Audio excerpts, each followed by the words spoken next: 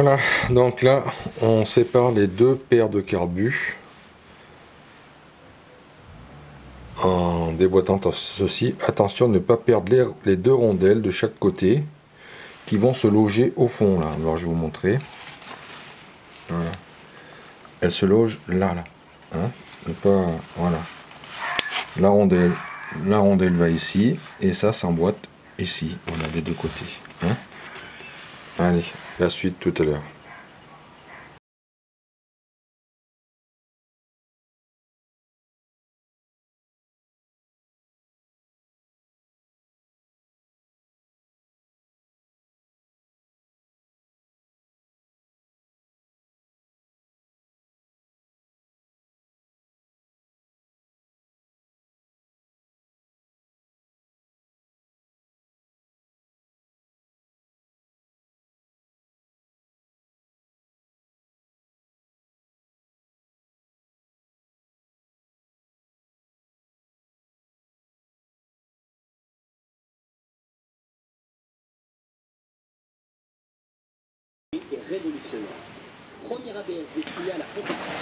Bon, allez, je vais essayer de vous faire voir, voilà, pour le démontage. Bon, j'ai pas ce qu'il faut. Alors, ici, vis de richesse. Voilà, on voit les petites aiguilles qui dépassent là. Ici, vis de richesse.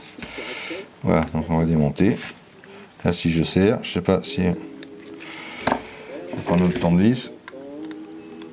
Je sais pas si voilà. Là, je sais pas si on arrive à deviner la petite quéquette là de la vis de richesse. Voilà, donc je vise tout ça. Hop là. Toc. Allez, je fais des conneries. Et voilà, c'est venu. Voilà, vis de richesse. Attention de ne pas perdre le ressort, bien entendu. Voilà, hop. Dans le bocal. La vitesse a commencé à me piquer les yeux. Bien calé à l'aspi d'autres véhicules terrestres très. Ensuite, le flotteur. Alors bien, on va prendre un bon tournevis parce que souvent c'est bien coincé quand même. Ah, voilà.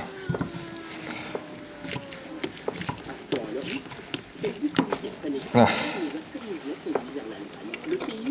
Tac, on serre. Attention, hop, ça. On enlève. J'espère que ça se verra comme il faut la vidéo. On sort ça délicatement. Voilà. Le pointeau, ça, hop, dans la cuve. Je vous montrerai pour ramasser toutes les pièces. Faire des conneries. Voilà. Le pointeau. Alors des fois, il faut regarder que ça soit pas trop marqué. Là. Faut pas dire qu'il est marqué, il y a juste la trace d'appui, mais c'est tout. Il n'y a pas de. On remet la tige, on remet la vis, le flotteur. Hop. Je vais y arriver. Tac. Voilà, comme ça se perd pas. C'est en place. Ensuite,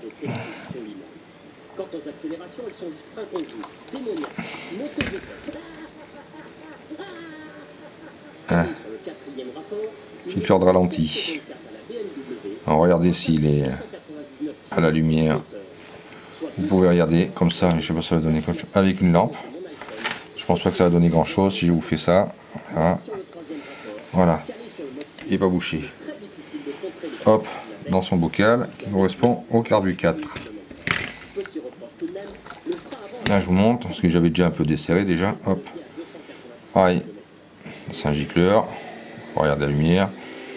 C'est là où vient l'aiguille du boisseau quand elle passe dans son couleau. Hop, elle vient s'appuyer en fin de compte comme ça. Voilà, elle vient en appui là, dedans. Tac, ça je crois dévisse ça. Une clé de 8.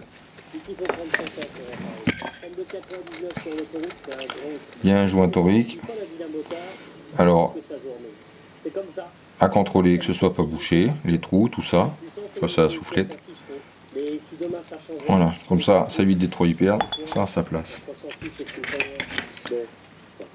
Et voilà, toc, et celui-là.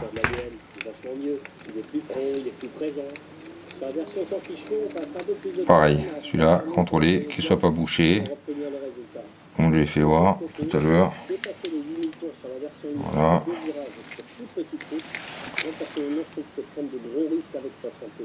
Et bon. Ça n'empêchera pas de passer un coup de soufflette. Ensuite, voilà. Alors, comment vous montrer? Tac, tac, tac. Pour nettoyer. Ici, il y a encore un gicleur. Voilà. Sur un des deux, c'est celui-ci. Alors, par contre, bien prendre en dimension à bonne taille du trou, hein, ni trop grand pour pas bousiller le pas de vis, ni trop petit pour avoir une bonne portance sur le gicleur. Je vous montrerai. Bon. Alors, je vais me mettre bien à plat en appui. Je me centre. Parce que là, il ne s'agit pas de foirer le truc. Voilà. C'est bon. Un petit peu de dévissage. Hop. Toc. Et ben voilà. Je ne pas assez fait.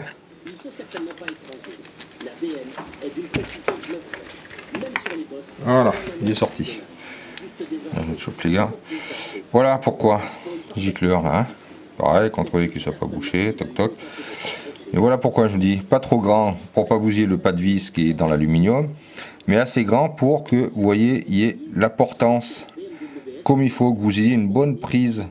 Parce que si vous prenez un tournevis un peu trop petit, encore là ça va, mais des fois encore plus petit, vous risquez de foirer le système, la prise, et après, on est mal. Voilà. Toc. Donc tout ça après à nettoyer, assez autre chose.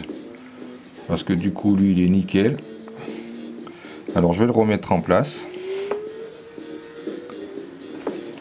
Parce qu'il est vraiment propre.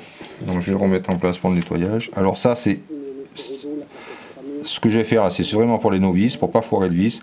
Vous tournez à l'envers jusqu'à sentir que vous tombez en fin de compte. Comment dire, j'ai pas une vis là. Tac. Voilà. Voilà.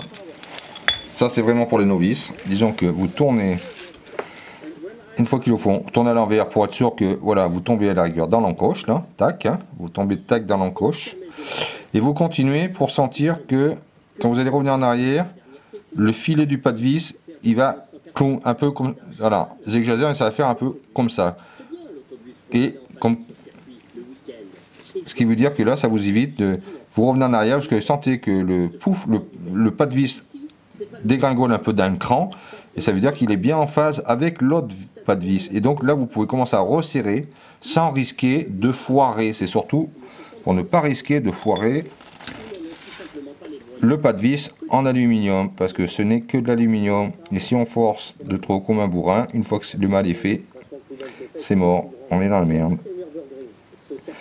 Voilà, j'essaie d'aller au plus vite. Vous pouvez désosser tout ça aussi. Pour le nettoyage, c'est pas mal. Là, c'est la prise de starter. Seulement, on peut pas faire autrement qu'avec une clé plate parce que il n'y a pas de place. Et voilà. Et en gros, c'est ça. C'est comme ça. Ça bouche un trou. Voilà, c'est comme ça bouche un trou. Et quand vous tirez sur la langue, vous tirez le starter, ça tire cette... Et là, ça laisse passer l'air essence en plus.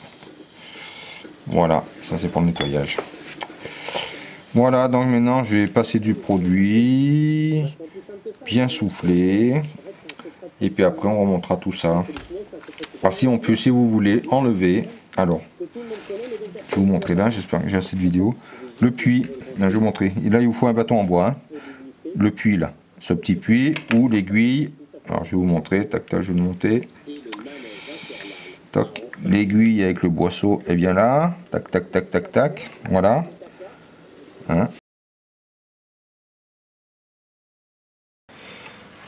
Un autre petit détail très important, avant de souffler, voilà, ça voyez, c'est un petit joint et une rondelle qui va sur la vis de richesse. Alors, qui est dans l'ordre suivant, c'est-à-dire, là je sais pas si on voit, ici la vis de richesse se loge ici, et au fond il y a le joint, ensuite la rondelle en fer et la vis de richesse par-dessus. Voilà. Alors quand vous soufflez, très attention de ne pas le perdre. Je vais vous montrer comment éviter de le perdre, ça m'est déjà arrivé. Donc ici j'essaie de le remettre pour vous faire voir. Alors je sais pas si on va distinguer, j'espère que oui. Au fond la rondelle en fer et derrière en dessous le joint en caoutchouc. Voilà. Voilà, bon. C'est calé. Oui, parce que vous ne pouvez pas l'enlever habituellement, hein. En général c'est coincé. C'est que là pour le remettre, j'ai peiné à le remettre, il tombe tout seul. Voilà, donc ça c'est le gicleur qui correspond avec la vis de richesse. Voilà. Donc là c'est tout le système du gicleur avec l'aiguille et le gicleur de ralenti. Le gicleur principal, si je me trompe pas, c'est où c'est l'inverse, je me rappelle plus. Et là c'est un autre gicleur qui correspond avec la vis de richesse. Alors je vais mettre la soufflette ici. Par contre coincez bien là, voyez, en laissant un peu d'air, mais pas en bougeant complètement, parce que c'est comme ça que je l'ai perdu. Ça fait une grosse pression et à peine échappé il est parti. Voilà, vous laissez un peu passer l'air, mais pas tout coincer. Voilà.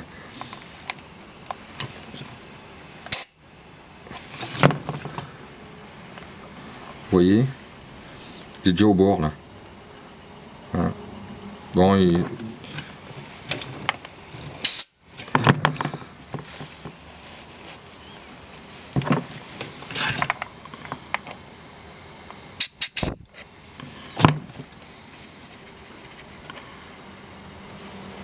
voilà. On va pas faire l'erreur.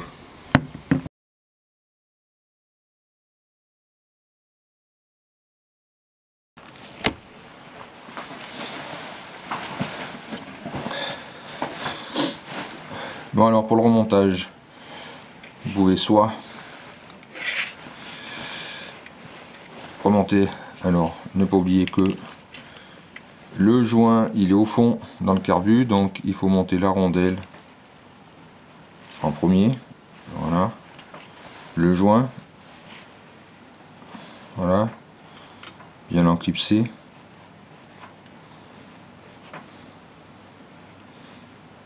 Voilà. Alors, je sais pas si on va y arriver. Toc. Et vous remontez ça, bien entendu, comme ça à l'envers. Mais je crains le système parce qu'on risque de mettre un peu de joint en vrac ou l'esquinter. Donc le mieux c'est de mettre un coup de bombe.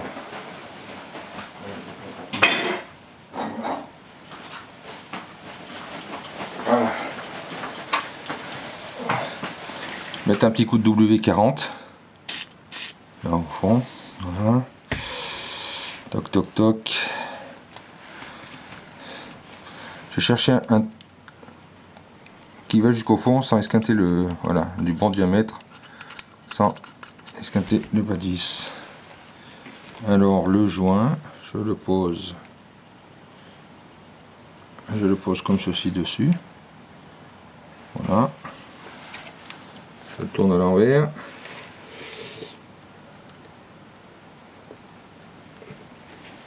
Bon, je me suis mal pris, c'est vrai de bon à refaire.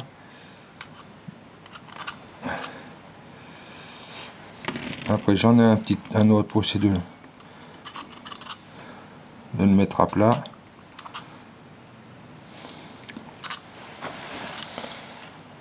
Voilà. Alors là il est à plat. Bon, je veux bien essayer de vous faire voir, mais ça va pas le faire avec la vidéo. Je sais pas ce que ça peut donner. J'essaye, si vous voyez.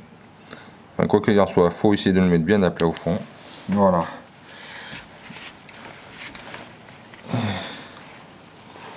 Idem pour la rondelle. Tac. Voilà. La rondelle est dessus. Je tourne mon carbu à l'envers. Je recontrôle que le joint ne soit pas parti. J'enfile ça au fond. Tac, voilà. Un petit coup de W. Hop, 40. Tac.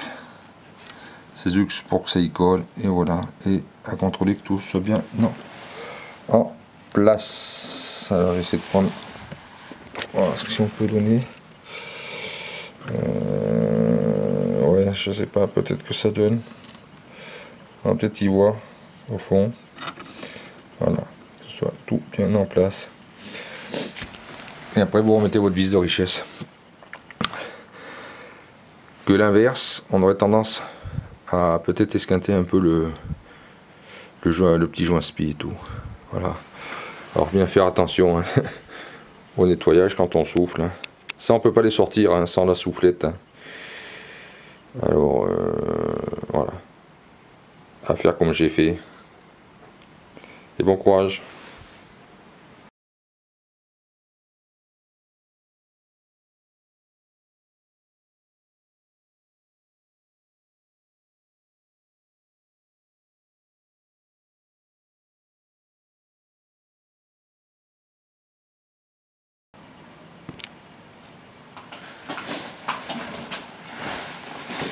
Hop. Allez, bon, remontage du puits. Du puits de guide hein,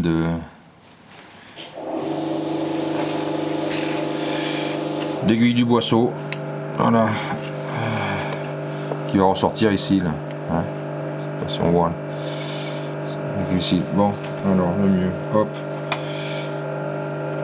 Le côté conique bien sûr qui va dans le carbu. Hein, parce que c'est l'aiguille qui va se loger là. Alors je commence avec un bout de bois. D'où les pics à. Alors, les pics à brochette. Non, j'ai l'impression que. Donc voilà, ça va là-dedans. Alors il faut guider. Alors j'essaye de trouver un peu l'angle. Et voilà, faut bien pousser. Voilà. Tourner un peu pour éviter qu'elle ressorte. Et voilà. Voilà le puits là. Hein. C'est le brouillard de papillon pour régler. Je sais pas si on y voit là.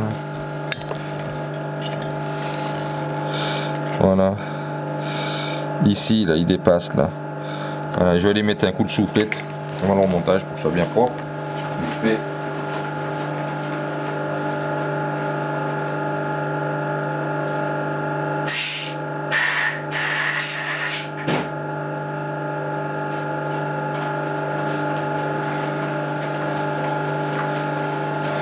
Et voilà. Il est toujours dedans, hein, comme il faut.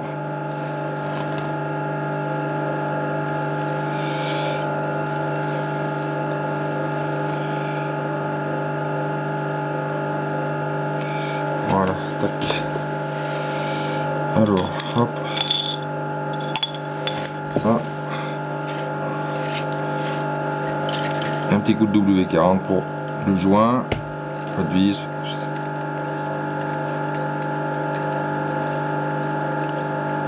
Toc.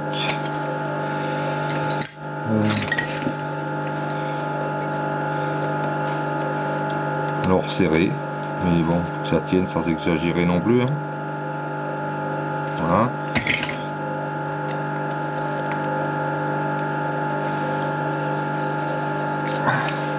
Et voilà pour le puits.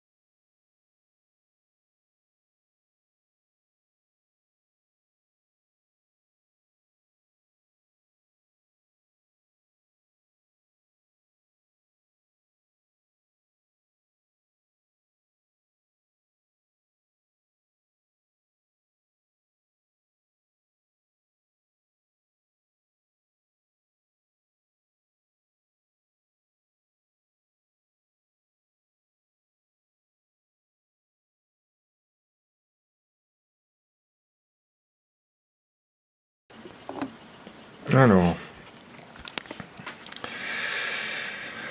ce trou là, ce trou avec un petit gicleur dedans correspond à cette conduite. La conduite que l'on voit au fond là, ici. Qui passe là, qui passe là, qui correspond à ce gicleur aussi, qui normalement doit être le gicleur de starter, ce qui est curieux, et qui redébouche par là. Ce trou-ci de prise d'air, sans, avec, il y a bien un petit trou de réduction, je sais pas si on va pouvoir voir, si, voilà. On voit un côté à droite, le gicleur qui est démontable, et l'autre côté au fond, c'est une réduction, mais qui n'est pas démontable. Voilà. Ça, c'est cette prise d'air qui correspond avec le gicleur principal, ici. Voilà. Correspond aussi normalement avec le gicleur de ralenti. Et si on voit là, ici, on sent cette nervure là, ici, tac, qui part là, qui part là. Voilà. Qui part là, qui va sur la droite et qui atterrit ici. Là. Voilà. Sur ce circuit là, tac, tac, tac, tac, tac, tac, sur ce circuit là, tac, tac, tac, qui lui va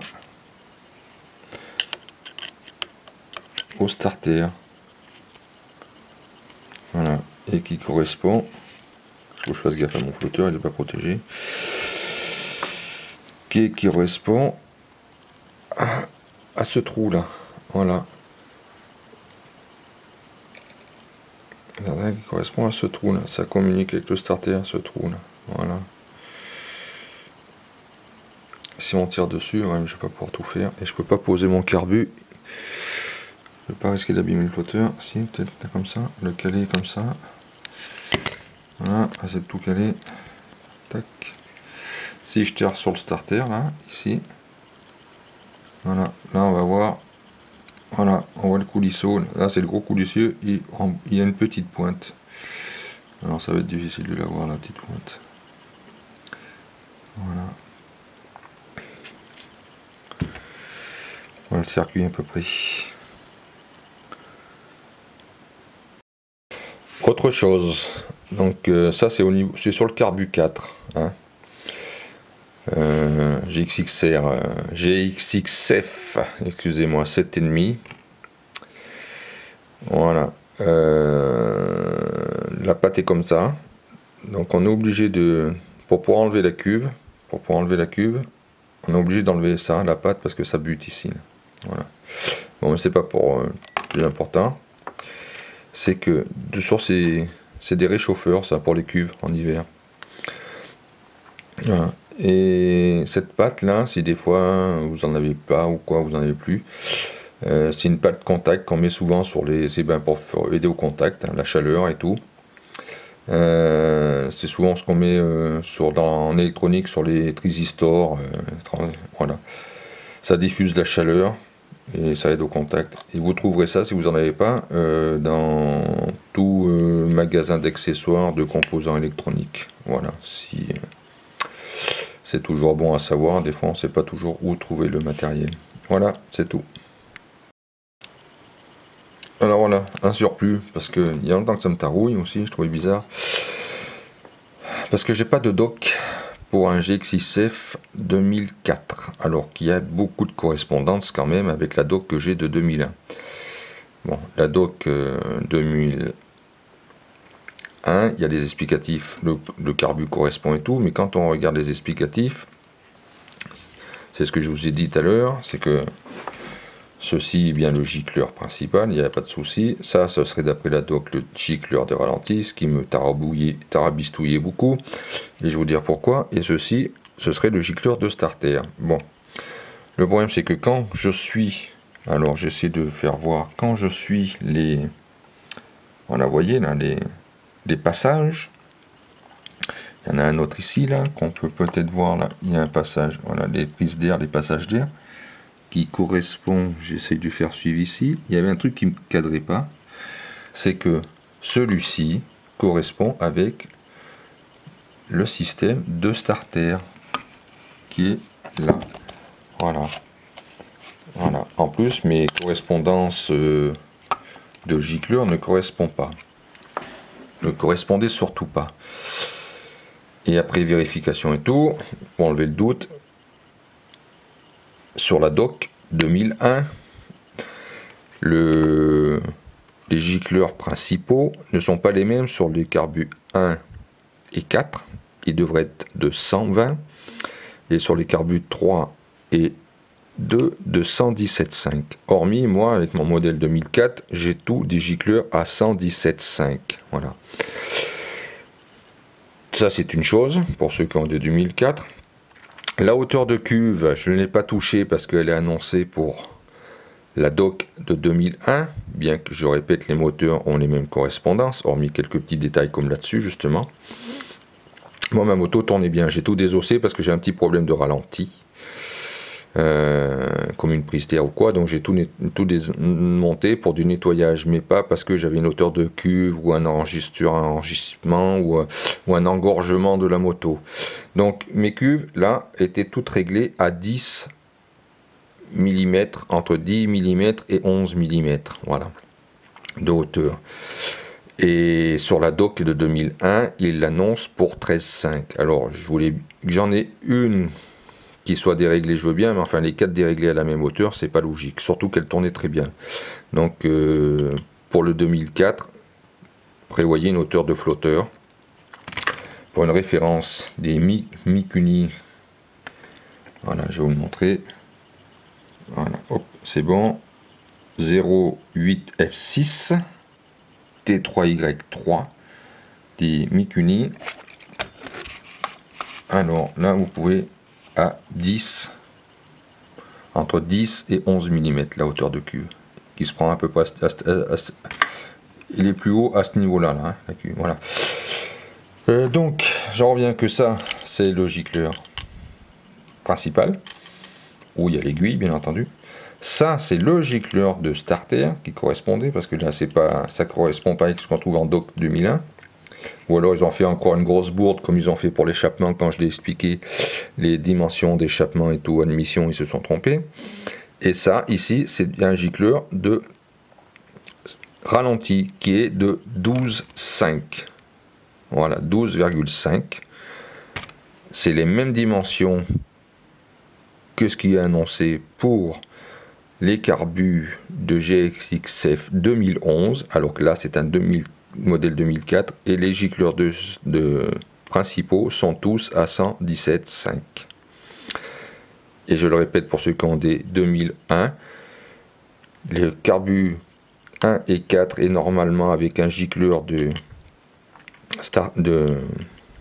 gicleur principal de 120, et le 3 et le 4 un gicleur de 117,5, et le 2004 a des gicleurs de 117,5 sur tous les carbus au point de vue du gicleur principal.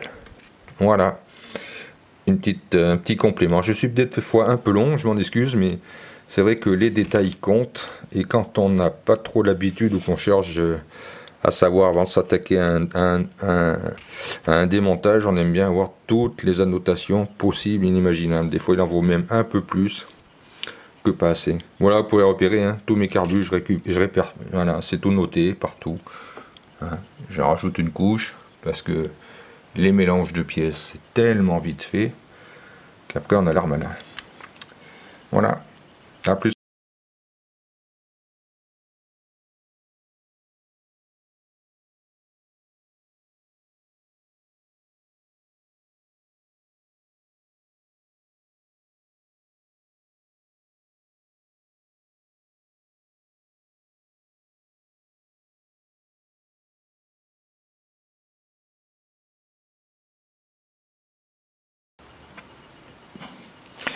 Si vous voulez voir si votre système de boisseau fonctionne correctement, vous prenez un aspirateur, vous l'allumez, ça va faire un peu de bruit, vous l'allumez à petite vitesse, voilà. Pour le coincer sans, voilà, comme ça, voilà, de manière à tenir. Vous ouvrez votre papillon et voilà, papillon fermé, papillon ouvert, voilà. Je ferme les gaz, j'ouvre les gaz, ferme les gaz, j'ouvre les gaz. Voilà, on peut mettre un poil plus fort.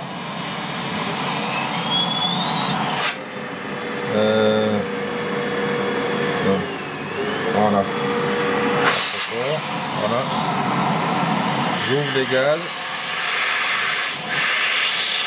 Ferme les gaz.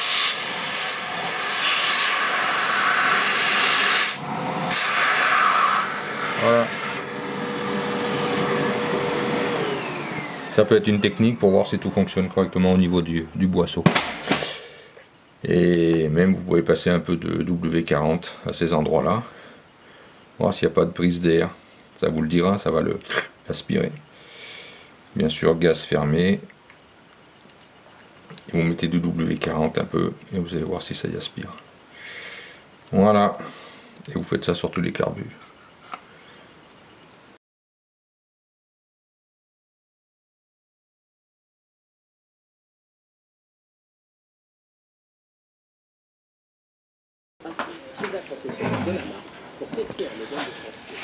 Un petit plus, voilà, ça c'est l'appui qui vient ici, là, s'insérer là,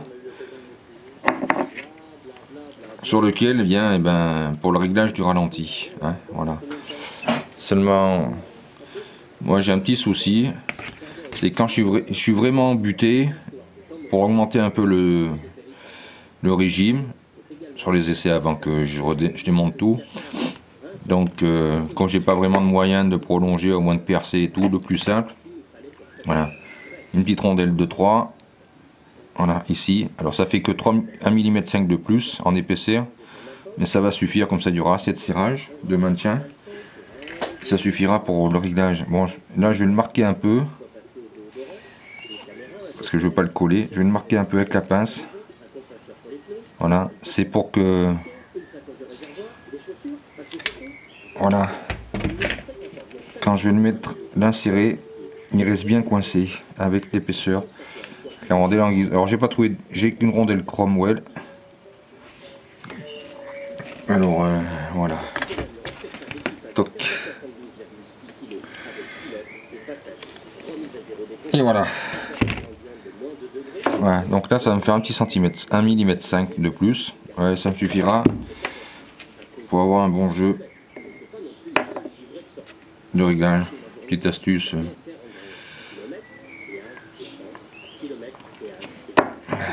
Voilà. Et je vais détendre un peu le ressort. Voilà.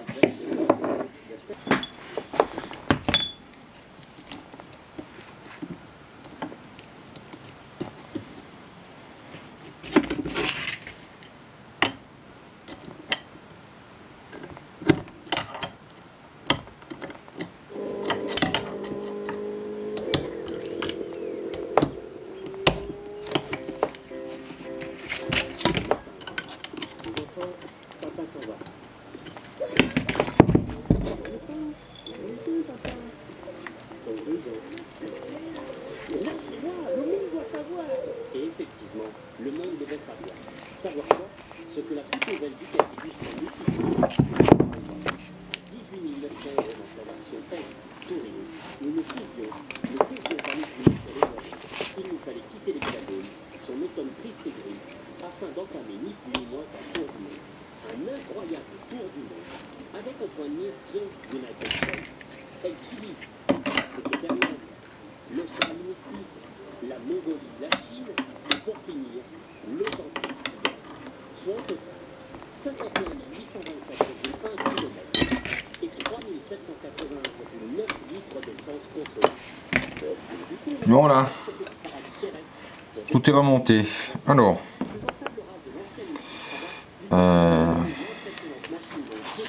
Voilà.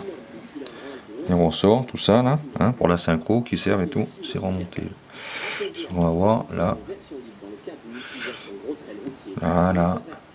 Ici. qui ressort là. Bon, autre chose. Alors, maintenant, tout est déréglé. Alors, je vais essayer de vous faire voir. Tac, si je peux. Voilà, vous voyez, la base c'est le carbu 3. Bon, j'espère, on voit le jour. J'espère qu'on, je sais pas si on se rend compte du jour. Je sais pas si on va se rendre compte là. Sous le papillon. Là, c'est peut-être plus flagrant, on va peut-être voir le jour. Là, voilà. C'est pas évident, j'ai pas vraiment ce qu'il faut pour filmer. Donc, disons que le 3 va me servir de base. Le carburateur 3 va me servir de base. Pour le remontage, pour réussir à la faire péter à peu près correctement. Je sais pas si... Je me rends pas compte si on voit quelque chose là.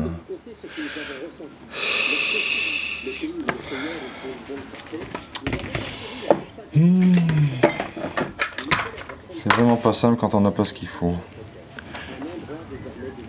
Voilà, bon, j'espère que on va avoir quelque chose là.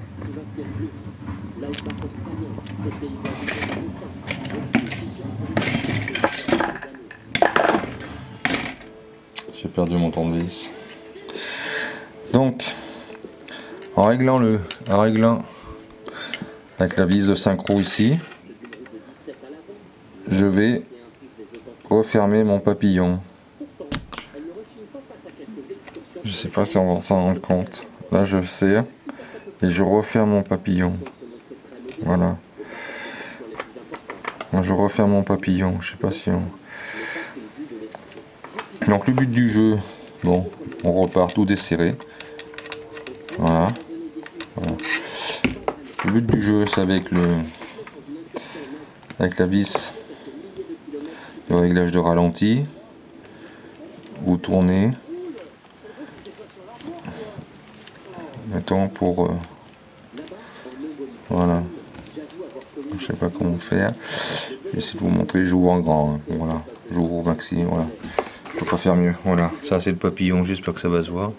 Voilà. Ça c'est le papillon ouvert du carbu 3. Donc vous prenez un petit fil, un tout petit fil, je sais pas moi, un forêt de 1, quelque chose comme ça, de base. Vous le glissez là, sous le papillon, voilà, et vous desserrez jusqu'à ce que votre fil soit à peine, qui touche à peine quoi, hein, pour pouvoir le ressortir. Attention de ne pas esquinter la petite vis, le bout de la vis de richesse là qui est ici. Voilà, j'espère que ça se verra comme il faut sur la vidéo. Une fois que ça c'est réglé, vous avez mis c'est n'importe quel diamètre, hein. Enfin pas trop gros parce que vous n'avez pas trop de marge. C'est juste de base. Vous desserrez donc et vous enlevez ce fil une fois qu'il touche à peine. Voilà. Et avec ce même fil sur les autres carbus, comme là il est ouvert, je sais pas, voilà, il est ouvert avec ces autres fils, et ben vous allez faire le même réglage de manière à ce qu'il tangente, qu'il touche à peine, et ainsi de suite pour tous les autres carbus avec les vis de réglage de synchronisation. Voilà.